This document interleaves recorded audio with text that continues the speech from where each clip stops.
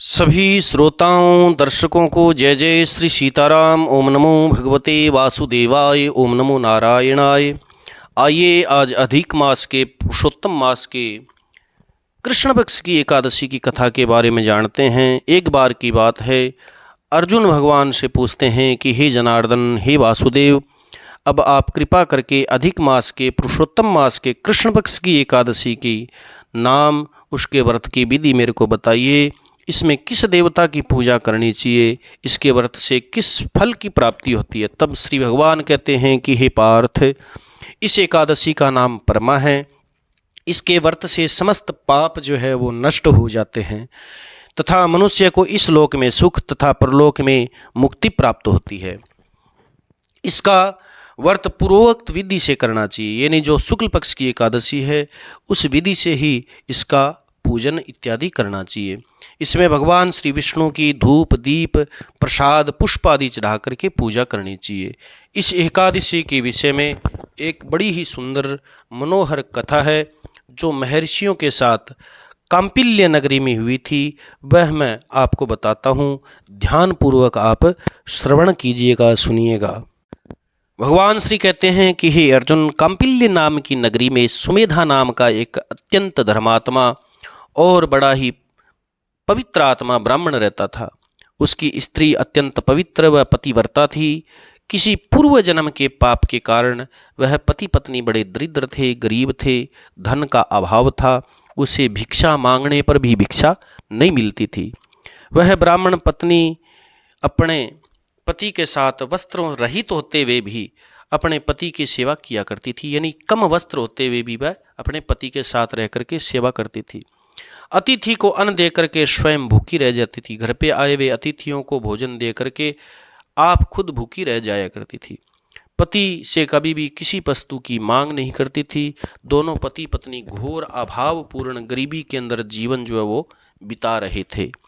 एक दिन सुमेधा अपनी पत्नी से कहता है कि हे प्रिय, जब मैं धनवानों से धन मांगता हूँ तो वह मेरे को देते नहीं।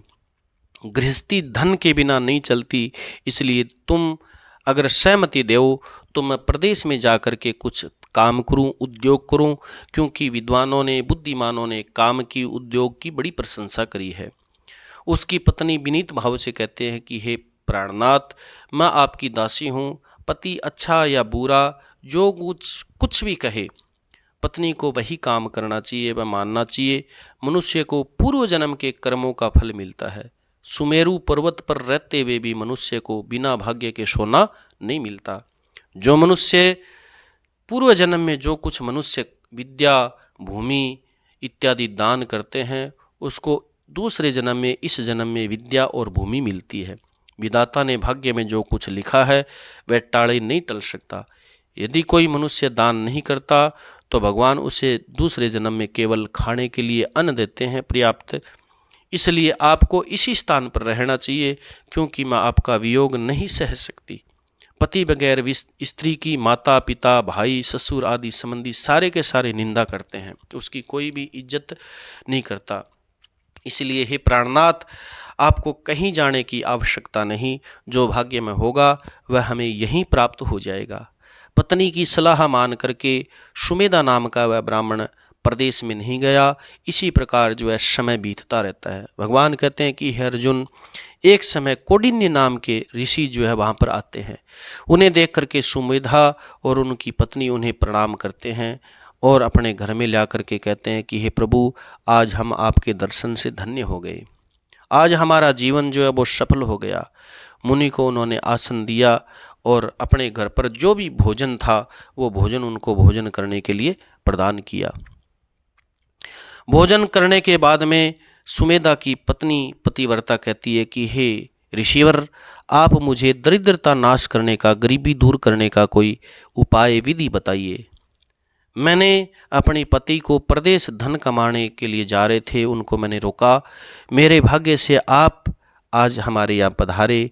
अब मुझे पूर्ण विश्वास है कि अब मेरी दरिद्रता शीघ्र ही दूर हो जाएगी, नष्ट हो जाएगी। अतः हे प्रभु, आप हमारी दरिद्रता नष्ट करने के लिए कोई उपाय बताइए। इस पर कौंडिन्य ऋषि कहते हैं कि हे पुत्री, मल मास की कृष्ण पक्ष की परमा एकादशी के व्रत से समस्त पाप, दुख, दरिद्रता, गरीबी आदि नष्ट हो जाते हैं। जो मनुष्य इस व्रत को करता है वह धनवान हो जाता है। इस व्रत में नाच करके, गा करके, भगवान का नाम जप करके रात को जागरण करना चाहिए।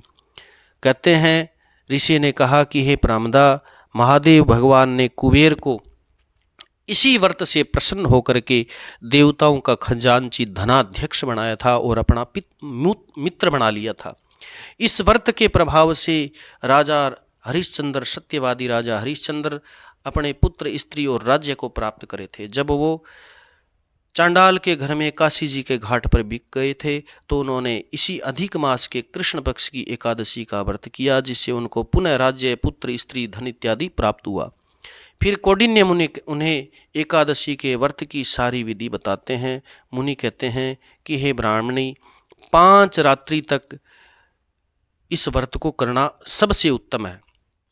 परमा एकादशी के दिन प्रातःकाल नित्य कर्म करके, मलमूत्र इत्यादि त्याग करके विधि पूर्वक 5 रात का व्रत जो है वो शुरू करना चाहिए। जो मनुष्य 5 दिन तक निर्जल व्रत करते हैं वे अपने माता पिता, स्त्री, परिवार सहित भगवान के धाम को प्राप्त होते हैं। जो 5 दिन तक संध्या एक समय भोजन करते हैं वे स्वर्ग को जाते हैं। जो मनुष्य स्नान करके 5 दिन तक ब्राह्मण भोजन करवाता है उन्हें समस्त संसार के भोजन कराने का फल मिलता है, यानी उसको सारे संसार को भोजन कराने का फल मिल जाता है। इस व्रत में जो घोड़े का दान करते हैं उन्हें तीनों लोक दान करने का फल प्राप्त हो जाता है।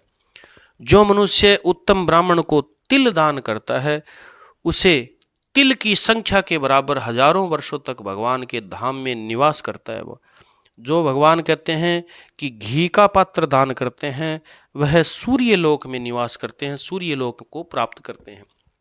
जो मनुष्य 5 दिन तक ब्रह्मचर्य का पालन करके रहते हैं उन्हें देवांगनाओं के साथ स्वर्ग में वास मिलता है। हे ब्राह्मणी, तुम अपने पति के साथ इस व्रत को करो, इससे तुम्हें अवश्य ही सिद्धि प्राप्त होगी और अंत में स्वर्ग की प्राप्ति होगी। कौंडिन्य मुनि के कहे अनुसार उन्होंने परमा एकादशी का 5 दिन तक विधि पूर्वक व्रत किया। हे नारद, व्रत समाप्त होने पर ब्राह्मणी की पत्नी ने एक राजकुमार को अपने यहाँ आते हुए देखा। राजकुमार ने ब्रह्मा जी की या भगवान की प्रेरणा से एक उसको उत्तम घर दिया। उस घर के अंदर समस्त वस्तुएं थी, समस्त कामना पूरी करने वाला वो घर था, यानी उसके अंदर किसी चीज़ की कोई कमी नहीं थी। ऐसा घर उनको राजकुमार ने दिया। उसके बाद राजकुमार ने उसको आजीविका चलाने के लिए एक गांव दे दिया कि आज के बाद में इस गांव के अंदर जितना भी कर राज को जाता है वो राज में नहीं, हे ब्राह्मण देवता, आपके घर को आएगा जिससे आपका जीवन चलता रहेगा। एक गांव पूरा उनको ब्राह्मणी को उस राजकुमार ने दिया और इस प्रकार इस व्रत के प्रभाव से वे अनंत काल तक सुख भोग करके अंत में स्वर्ग को प्राप्त हुए। भगवान कहते हैं कि हे अर्जुन, जो मनुष्य परमा एकादशी का व्रत करता है उन्हें समस्त तीर्थों व यज्ञों आदि का फल मिल जाता है। जिस प्रकार संसार में 2 पैरों वाले ब्राह्मण, 4 पैरों वाले गऊ और देवता में राजा इंद्र श्रेष्ठ है, उसी प्रकार महीनों के अंदर अधिक मास, पुरुषोत्तम मास सबसे उत्तम है। इस महीने में 5 रात अत्यंत पुण्य देने वाली होती है। इस महीने में पद्मिनी एकादशी तथा परमा एकादशी दोनों बड़ी श्रेष्ठ हैं। इनके व्रत से समस्त पाप नष्ट हो जाते हैं।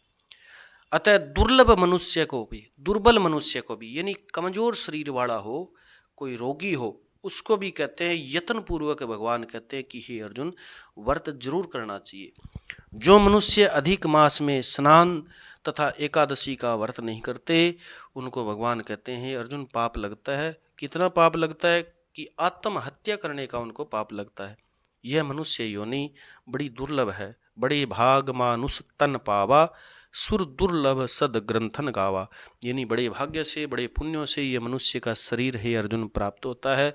यह देवताओं को भी दुर्लभ है। देवता भी इस मनुष्य के शरीर को प्राप्त करने के लिए तरसते रहते हैं, उन्हें भी यह शरीर प्राप्त नहीं होता। इसलिए हर मनुष्य को एकादशी का व्रत हे अर्जुन अवश्य करना चाहिए, जरूर करना चाहिए। हे अर्जुन, जो तूने मेरे से पूछा था सो मैंने तेरे को बता दिया।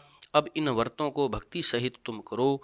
जो मनुष्य अधिक मास पुरुषोत्तम मास की परमा एकादशी का व्रत करते हैं वह स्वर्ग में जाकर के इंद्र के समान सुखों को भोगते हुए तीनों लोकों में वंदनीय पूजनीय हो जाते हैं। इस कथा का सार यह है कि जो मनुष्य ऋषि मुनियों का, अपने से बड़ों का, गुरुजनों का सम्मान करते हैं उन पर भगवान अवश्य ही अपनी कृपा करते हैं। ईश्वर उनके ऊपर विशेष कृपा करते हैं, वो ईश्वर की, भगवान की विशेष कृपा का अधिकारी बन जाता है। लक्ष्मी इधर उधर भागने से प्राप्त नहीं होती, बल्कि यत्न पूर्वक श्रम करने से, ईश्वर की कृपा से, प्रेरणा से ही हमें प्राप्त होती है। जय जय श्री सीताराम। ओम नमो भगवते वासुदेवाय। ओम नमो नारायणाय। कथा सुनने के बाद में कथा को लाइक करें, शेयर करें और कमेंट के अंदर जय जय श्री सीताराम, नमो भगवते वासुदेवाय जरूर लिखें। जिन लोगों ने सब्सक्राइब नहीं किया है, सदस्यता नहीं ली है, वो सब्सक्राइब करें और सदस्यता लें ताकि आने वाली एकादशी की कथा का नोटिफिकेशन आपको मिलता रहे। जय जय श्री सीताराम।